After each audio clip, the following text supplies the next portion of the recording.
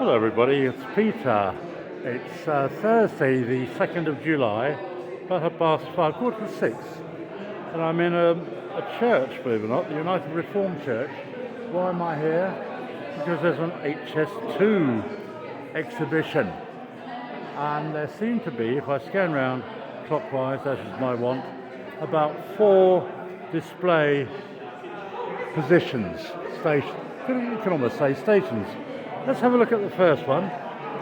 I haven't spoken to anybody yet, just seeing what there is to see. So this is a comparison. On the left is June 2025, and on the right is June 2026. A lot more trees planted in June 2026, which is only a few days behind us. Oh, that was a bit disorienting. That's the thing about drone footage. You can never get the drone in the same place consecutive years. But obviously a lot of progress in greening the area. I don't know what area they're greening. Harville Road and Southern Sustainable Placement Area works. That might be worth lingering on to look at in detail later. This says West Rystead Portal and Golf Course works. Again, the obvious line there.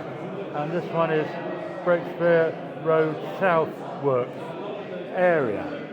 And there's a promotion for the people who are doing this. This is a bit exciting. It's moving very quickly then. Accelerated the press. This is the South Rystead vent shaft, as you can see there, which seems to be right next to the Chiltern Railway. Oh, yes, it is. Chiltern Line. As soon as I said it, it came up.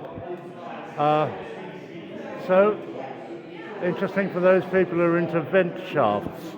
Looking at it from above, obviously, it's to vent the tunnel. This is more than just the railway. To reduce HS2's impact on the environment, we're creating a green corridor alongside the railway, which will support wildlife and integrate HS2 into the landscape. And there's the exciting zooming in. So, I think that's probably enough data for you, dear viewer, to absorb in this video, so I shall stop there. Thanks a lot for watching.